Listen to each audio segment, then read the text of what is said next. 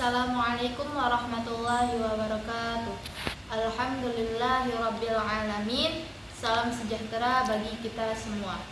Di sini saya Adinda Rahmasari dari kelas 4G Prodi Pendidikan Agama Islam Fakultas Agama Islam. Tujuan saya membuat video ini adalah untuk memenuhi tugas UTS Hadis Tarbawi dengan dosen pengampu Ibu Debibik Nabilatul LCMA.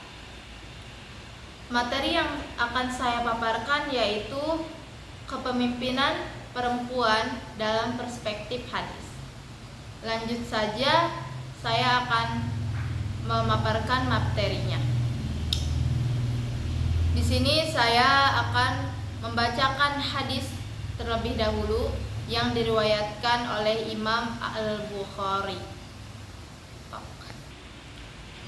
Yang bunyinya yaitu Haddatsana Utsman bin Al-Haythami haddatsana Auf 'anil Hasan an Abi Bakrata qala laqad nafa'anillah bi kalimati sami'tuha min Rasulillah sallallahu alaihi wasallam ayyamal jamal ba'dama kitta annal haqqa bi ashabil jamal faqatila ma'ahum qala lamma balagha Rasulullah sallallahu alaihi wasallam anna ahlal farisa qad malaku alaihim bintal kisra qala la yuflihal qawmu walau amra'ahum imra'atan, yang artinya dari Utsman bin Haisam, dari Auf, dari Hasan, dari Abi Bakrah berkata, Allah memberikan manfaat kepadaku dengan sebuah kalimat yang kudengar dari Rasulullah sallallahu alaihi wasallam pada hari menjelang perang Jamal. Setelah aku hampir membenarkan mereka, ashabul jamal, dan berperang bersama mereka. Ketika sampai kabar kepada Rasulullah SAW bahwa bangsa Persia mengangkat putri Kisra sebagai pemimpin, beliau bersabda, tidak akan beruntung suatu kaum yang menyerahkan urusan mereka kepada wanita. Hadis riwayat Al-Bukhari. Hadis ini diriwayatkan oleh Imam Al-Bukhari, salah satunya dalam Kitabul Fitan, bagian pembahasan tentang konflik atau fitnah. Selain diriwayatkan oleh Imam Al-Bukhari, hadis ini juga diriwayatkan dalam Musnad Ahmad bin Hanbal, Imam At-Tirmizi, Musnad At-Tabarani, juga Imam An-Nasai. Secara status hadisnya sendiri, para ulama menyepakati bahwa hadis ini berkualitas sahih. Nah, salah satu konsekuensi hadis yang dihukumi sahih adalah ia dapat menjadi dasar hukum atau hujah dalam syariat. Dari pernyataan Nabi, tidak akan beruntung suatu kaum yang menyerahkan urusan mereka kepada wanita. Mulailah debat panjang soal kepemimpinan perempuan terjadi.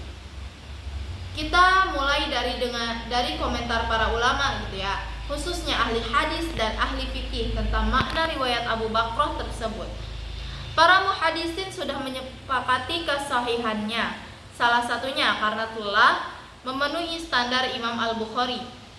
Imam At-Tirmizi juga menyebutkan bahwa hadis ini hasan sahih.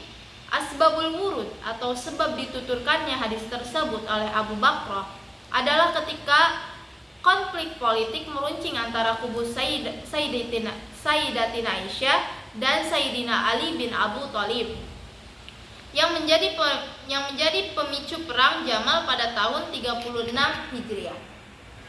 Posisi politik Abu Bakrah sendiri disebutkan tidak berpihak pada kubu Sayyidatina Aisyah dan mendasarkan sikapnya pada pernyataan Nabi di atas. Para pensyarah hadis menjelaskan peristiwa apa sih yang menyebabkan Nabi berujar demikian? Nah, Al-Kisah diceritakan bahwa ada salah satu raja yang bernama Kisra dari bagian negeri-negeri Persia. Nah, si raja ini terbunuh karena disebabkan oleh konflik internal kerajaan. Rupanya, si raja ini terbunuh oleh anak lelakinya sendiri. Intrik demi intrik terjadi dalam kerajaan. Dan singkat cerita diputuskan untuk mengangkat raja dari anak perempuannya, sang raja yang telah meninggal, si Kisra. Nah, sayangnya anak perempuan Kisra ini kurang sukses memimpin kerajaan. banyak diskusi tentang sebabnya gitu. Ada yang menyebutkan bahwa si raja ini inkompetensi, ada juga yang menyebutkan bahwa kemunduran kerajaan itu adalah akibat Kisra menyobek surat dakwah dari Nabi. Maka ia kualat dengan terjadinya intrik dalam istana, serta terpaksa anak perempuannya yang menjadi raja, dan doa Nabi mengenai kemunduran kerajaan pun terkabulkan. Demikian kurang lebih keterangan dalam Irsyadus Syari Syarah Sahih Al-Bukhari karya Imam Al-Qastolani dan Tuhfatul Ahwazi Syarah Imam At-Tirmizi karya Imam Al-Mubarakfuri. Nah, mengenai diskusinya dalam syariah, Syekh Muhammad Al-Aini dalam Umdatul Qari Syarah Sahih Al-Bukhari mengutip pendapat jumhur ulama tentang istinbat hadis tersebut.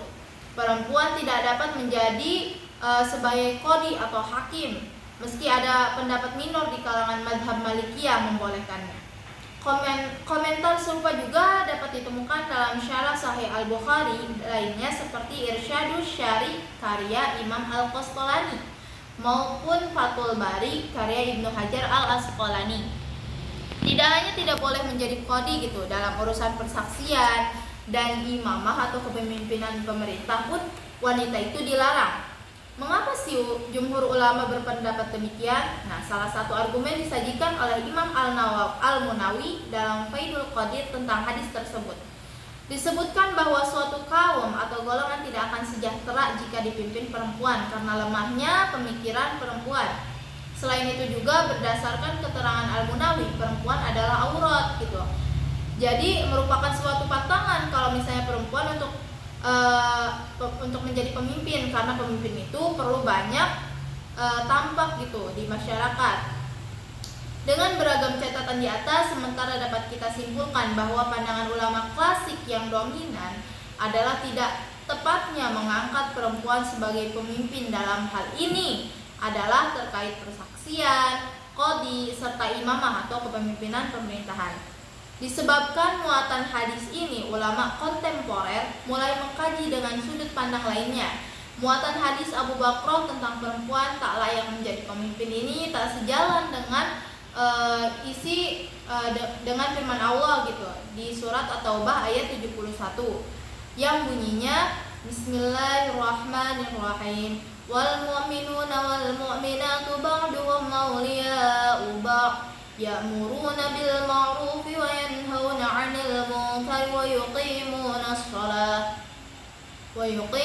as-salata wa yu'tuna az-zakata wa yuti'una Allah wa rasulahu ulaika sayarhamuhumullah innallaha 'azizun hakim, yang artinya orang-orang yang beriman, laki-laki dan perempuan, sebagian mereka menjadi penolong bagi sebagian yang lain. Mereka menyuruh berbuat yang ma'ruf dan mencegah perbuatan yang mungkar, melaksanakan sholat, menunaikan zakat, dan taat kepada Allah dan Rasul-Nya. Mereka akan diberi rahmat oleh Allah. Sungguh Allah Maha Perkasa lagi Maha Bijaksana. Surat At-Taubah ayat 71. Nah, selain bertentangan dengan Al-Quran, sebagian ulama kontemporer meninjau bahwa kasus hadis tersebut bersifat khusus, hanya dalam konteks cerita Raja Kisra itu saja. Dengan demikian, di lain masa gitu, perempuan tetap bisa menjadi pemimpin dengan syarat tidak melakukan hal-hal yang menjadi penyebab kemunduran negeri seperti halnya di negeri Kisra, yaitu tidak adanya kompetensi dan kecakapan.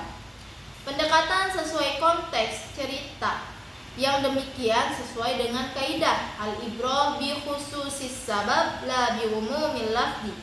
Meskipun gitu pernyataan Nabi Muhammad merujuk pada perempuan secara umum, namun ia hanya dimaksudkan untuk kisah negeri Kisra itu saja. Nah, terkait tawaran kaidah pemahaman ini, ulama berbeda pendapat. Bukti sejarah bahwa banyak raja maupun pemuka agama perempuan tak terkecuali dalam sejarah peradaban Islam.